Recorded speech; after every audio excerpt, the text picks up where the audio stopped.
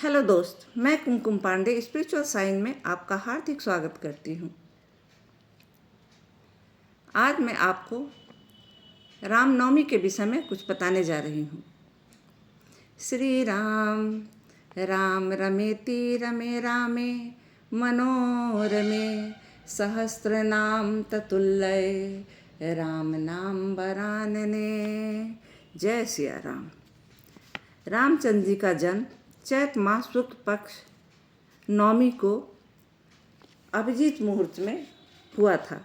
इस बार रामनवमी रामनवमी 2025 में जो रामनवमी पड़ रही है वो 5 अप्रैल 2025 को संध्या 7:26 से शुरू हो रही है और 6 अप्रैल 2025 रविवार को संध्या 7:22 तक रहेगा। लेकिन इसकी जो अभिजीत मुहूर्त है या मध्याह्न अवधि जो आप कहते हैं, इसको 11 बजे से लेके 1 बजे तक है। आप इसको अभिजीत मुहूर्त भी कह सकते हैं। तो इसमें रामचंद्र जी का जन्म हुआ था और इसमें आप रामचंद्र जी का पूजा कर सकते हैं। कहा जाता है कि रामचंद्र जी का जन्म जब हुआ था तो उस समय 9 ग्रह थे वो उपस्थित थे और उनकी भी पूजा इस रामनवमी में की जाती है। तो सबसे पहले हम राम जी के पूजा करने के पहले गणपति जी की पूजा करते हैं। पहले गणपति जी को दुर्वा, अक्षत, चावल, हल्दी और जल से उनकी पूजा करते हैं। फिर उसे चंदन लगाते हैं, उनका भोग लगाते हैं और फिर रामचंद्र जी का पूजन करते हैं। रामचंद्र जी की मूर्ति का स्थापना करते हैं या फिर कलश की स्थापना भी करते हैं। मूर्ति की जो स्थापना करते हैं उसकी पूजा की विधि ये है कि सबसे पहले आप एक तरफ थाल में आप रामचंद्र जी की मूर्ति को आप पहले रख लें या फोटो रख लें और उसके बाद थाल में आप अक्षत, चावल, चंदन, इत्र और जितने भी मेवा, फल, फूल सभी एकत्रित कर लें और फिर आप धूप, दीपक जलाने के लिए घी का दीपक जलाएं। धूप, दीप और सब एकत्रित कर ले।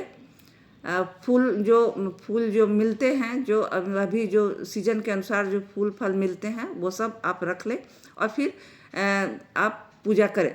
तो सबसे पहले गणेश जी की पूजा आप कर लें, फिर रामचंद्र जी की मूर्ति का पूजा करें। रामचंद्र जी की मूर्ति को सबसे पहले हल्दी का लेपन किया जाता है।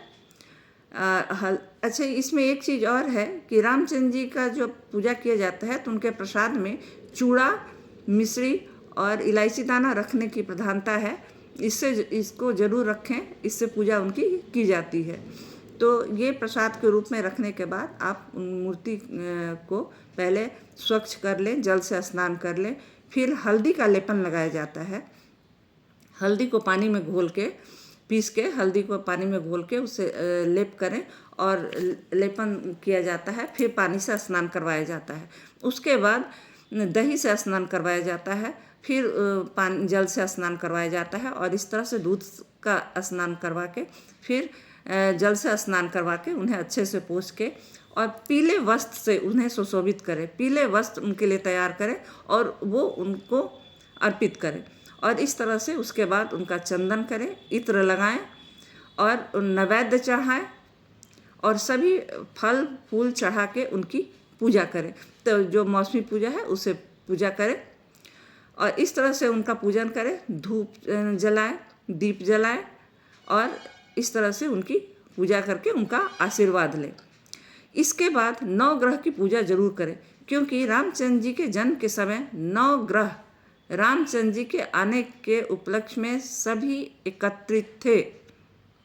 तो इसलिए 9 ग्रह की पूजा बहुत ज़रूरी है। कहा जाता है कि जब 9 ग्रह की पूजा हम करते हैं रामचंद्र जी के जन्म के समय तो 9 ग्रह की शांति होती है।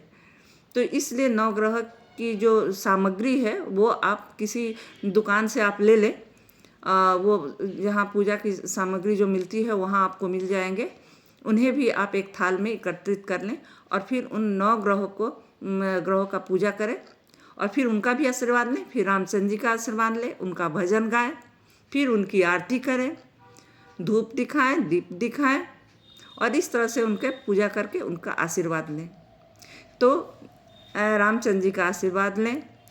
हम भी रामचंद्र जी के आशीर्वाद की कामना करते हैं और आप सबों पर रामचंद्र जी का आशीर्वाद बना कर रहे, भगवान श्री रामचंद्र जी का आशीर्वाद बना रहे। तो आज मेरा बस यही कामना है। तो आज के लिए इतना ही दोस्त, नमस्कार।